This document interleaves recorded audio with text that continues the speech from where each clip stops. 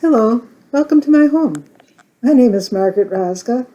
I was fortunate enough to be a creative writing fellow at the American Antiquarian Society back in September 2014. I had a Robert and Charlotte Barron Creative Writers Fellowship, and it was a tremendous help for me in realizing some of my goals as a poet.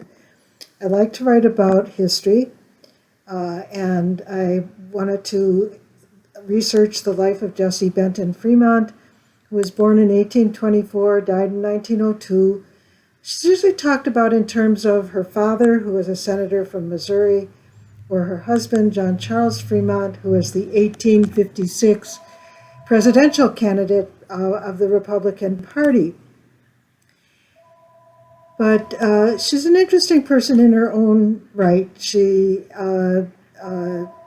had successes. She also had shortcomings and failures.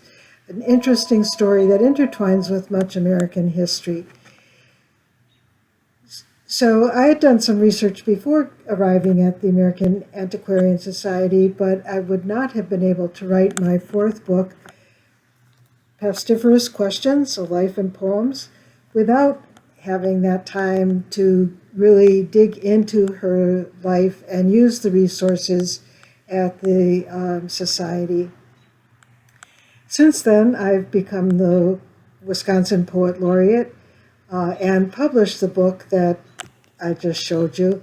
It took several years to actually write the poems after I had done the research, but it is now a finished product. And I'd like to read one of the poems for you this afternoon. It's a poem that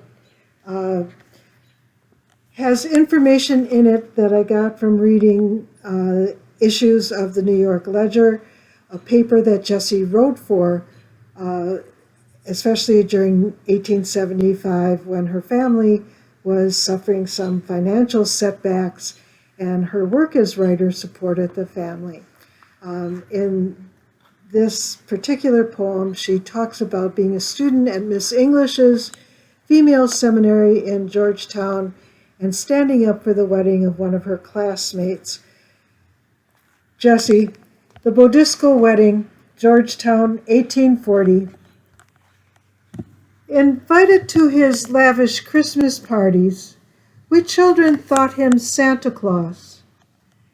Later, I saw that he was a short and stout man with a broad Kalmuck face much wrinkled.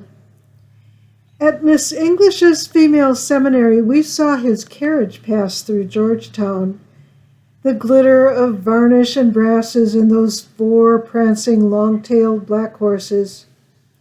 We did not see his whiskers, teeth, or manner, and did not see how money covers ugly.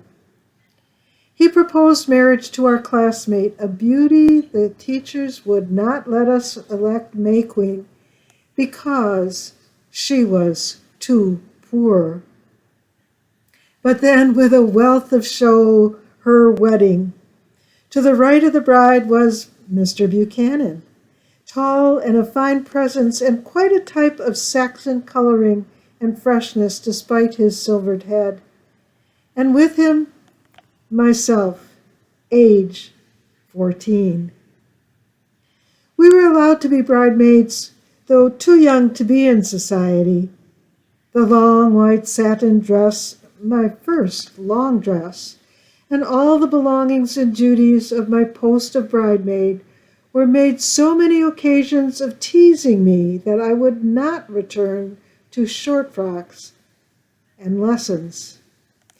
This vexed me, and to prove I did not mean to be tempted away from some years of study, I cut off my hair close to my head.